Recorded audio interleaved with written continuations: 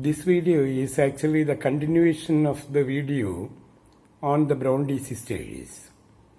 Charlotte Bronte seems to be one of the leading novelists of the Victorian period, and she is mainly known for her novel Eyre. Eyre was produced in 1847, and it tells the story of a young girl named Eyre who started her life as an orphan, and later she became surrounded by her relatives, and she also wins her lover. The story begins when Jane is only 10 years old, and she is found living in the house of her maternal uncle, the Reed's family. After the death of her uncle, the family mistreated her, tortured her mentally and physically. And finally she was sent to Lord's School. And in the Lord's School also she suffered a lot. And the conditions became changed when the headmaster was driven out of the school. When the headmaster, Mr. Brocklehurst, was driven out of the school, the condition of the school became changed. And Jane continued to live there for 8 years, 6 years as a student and 2 years as a teacher. And Jane wanted to gain some more experience as a governess, and she looked for a post of a governess, and luckily she got employment in a house called Thornfield Hall. And she reached the place and accidentally saw the owner of the house. He was Edward Fairfax Rochester, and she actually met him as he fell down from his horse, and he saved the man, helped the man in reaching the home. And after all, she became employed there, and her duty was to look after a small girl named Adela Warrens. And she was a French girl. Adela Warrens was a French girl, and the girl was actually the foster child in the family. Edward Rochester was in love with a lady named Celine Warrens in France. And she had a daughter named Adela Warrens, and she maintained that the child was Rochester's daughter. But Rochester never believed that Adela was his daughter. Anyhow, after the death of Celine Warrens, Rochester brought the girl to his house and started protecting her. And with the intention of teaching her English language, he needed the assistance of a governess, and Jane Eyre was posted as the governess there. And Jane became very happy with the conditions in the house. The housekeeper, Mrs. Fairfax, was very gentle and very faithful to Jane. And Rochester, the owner of the house, was also of great help. He was a dark-skinned, impassioned man, a very hard-minded, a rough person. So Jane used to have tea with him in the evenings. And one day while they were staying, Jane found a fire in the bedroom of Rochester, and she went there and saved him from the fire. And Rochester said that the fire was made by the servant in the home named Gracepool, and he used to drink and create problems, and perhaps she might be the one who put fire in the bedroom. Anyhow, Rochester was saved by Jane from the fire. And on another day, Rochester brought a lady also with him named Blanche Graham, a very beautiful lady, but seemed to be a vicious lady, an evil-some lady. Rochester and the lady spent the whole night together sitting and speaking. And Jane thought that Rochester might be getting married with this lady. He might be having some relations with the lady. Perhaps there might be love between them. But the lady left the house the next morning. And in the evening, when they were having tea, she asked Rochester whether Rochester was planning to marry Blanche Graham. And Rochester said that he could never marry Blanche Graham. Blanche was only a friend to him. And if he wanted to marry, he would marry a girl like Jane Eyre. and she was proposed by Rochester. Rochester asked whether she was interested in marrying him. And Jane was head in heels. She was prepared to marry Rochester, and suddenly they called for a marriage, and marriage was also so fixed to be conducted soon. And on the day of the marriage, suddenly a man came there and said that Rochester was already a married man, that he had got his wife also in his house, that Rochester's wife was alive. And Rochester agreed that his wife was alive and brought the people to his house and showed them a mad lady kept in an attic, kept in a small room. And when the door was opened, she was found growling like an animal. And she was put there under the control of Grace Poole. And Jane came to understand that there was no possibility of marrying Rochester. In fact, she decided to leave the house and left the house without any money in her pocket. And without any preparation, she left the house and wandered a lot. So stayed in the stables and drank water from the tanks meant for the cows. And after all, wandering a few hours, she finally collapsed down in front of a house. And the house was inhabited by the Rivers family. There was Saint John and his sisters, Mary and Diana, living in the house. When they found a lady collapsed in front of their house, they brought the lady in, nursed her back to normal health. And Jane started living with them. And Jane became very friendly with the people there. And Jane was sent to a school nearby to work as a teacher. And Saint John actually was a missionary, and he wanted to go India to do his missionary work. He wanted to marry Jane also, and with that intention he proposed to Jane. And it was at the same time, these people were identified as the cousins of Jane Eyre.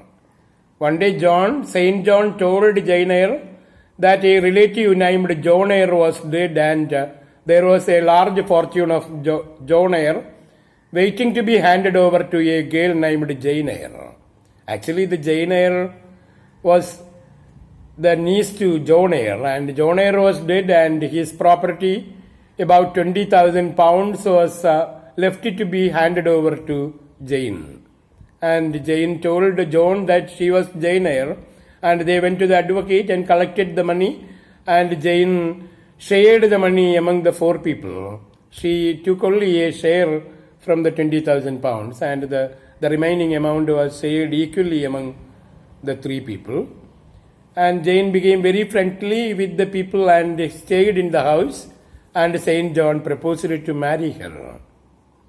He requested Jane Eyre to marry him and join with him to India for doing his missionary work. And Jane politely refused him, saying that she could not think him as her husband. But John persisted and requested her again to marry him. And as Jane Eyre was about to give in, as Jane Eyre was about to agree with John, suddenly she heard a call coming over the moors from Rochester. She found Rochester calling her. She heard the sound of Rochester. It was a telepathic experience. The call came through the moors. And suddenly she prepared her journey to Rochester's house, Thornfield Hall. She packed up her things and went into Thornfield Hall. And when she reached the place, the house was found broken. In the place of the house, there was only the bulk of ashes. The house was burned down. And a neighbor told her that the house was burned down by Bertha Mason, the wife of Rochester. And she also became burnt to death. And Rochester, while saving his servants, lost one of his arms and his eyesight. And that Rochester was now living slightly away from there in a house called Ferndean with his servants. Jane went into the house of Rochester, found him, and it was a very happy joining of the lovers, and they decided to marry, and got married very soon. And Rochester also testified that on a day he had heard the sound of Jane Eyre. And Jane Eyre told him that she had heard the sound of Rochester calling her. They got married and they lived happily, and a child was born. And when a child was born, Rochester was able enough to see the child. He recovered his eyesight and was able to see the child. Charlotte Bronte is mainly popular for her novel Jane Eyre. And in this connection, we have to remember that there is another famous book called The Mad Woman in the Attic, written by Sandra Gilbert and Susan Gower. So it's a book speaking about the story of Bertha Mason, The Mad Woman in the Attic. The Mad Woman in the Attic was a book produced by Sandra Gilbert and Susan Gower, and the book was produced in 1979, very recently. And the book speaks about the story of Bertha Mason, the mad woman who was married to Rochester and who was kept in the attic of his house. And Charlotte Bronte has produced again a few novels like The Professor. The Professor was produced by her in 1857, but the writing of the novel started quite early in her career, but it was published only in 1857. And it tells the story of a young man named William Crimsworth. William Crimsworth became a professor at an all-girls school, and there were a number of problems. And he fell in love with a teacher there named Frances. And after the trials and tribulations, they got married and they started a school of their own. And the novel is entitled The Professor, and it was produced posthumously in 1857. Charlotte Bronte died in 1855. And Charlotte Bronte again produced a few novels like Shirley in 1849 and Villette in 1853. She produced the two novels. One was called Shirley and the other was Villette, but these two novels were not very popular novels. And towards the end of her career, she started writing a novel, Emma. And we remember in this context there is another novel named Emma written by Jane Austen. And this is another novel by Charlotte Bronte entitled Emma. And she started writing the novel in her last year.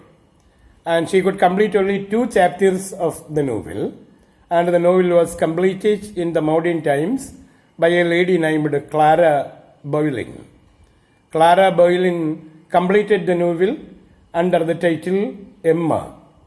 And she had also changed the name of the character also. In Charlotte Bronte, the character is named Matilda. And in Clara Boleyn, the heroine is called Emma. The heroine is called Emma Brown. And the novel was produced by Clara Boleyn in 2003. And this was one novel started by Charlotte Bronte towards the end of her life. She could complete only 2 chapters of the novel. And the novel was completed by Clara Boleyn in 2003. And Charlotte was dead on 31st March 1855. And before that, she got married also. She got married also with the curate of her father. Her father's curate became her husband, Arthur Bell Nichols. And her father was against the marriage. Anyhow, she got married and she became pregnant also. And perhaps it was due to the late pregnancy, she became dead within a short time. Say on 29 June so on 31st March 1855, she became dead due to late pregnancy. And she was at the time only 38 years old. And her father died only in 1861. And he was aged 84 years. And of the 3 sisters, Charlotte Bronte alone got married. And she became dead after her marriage with the curate of her father named Arthur Bell Nichols. And after Charlotte Bronte, we come to find the novels written by Emily Bronte and Anne Bronte. And we will discuss the novels of Emily and Anne in the following videos. Thank you.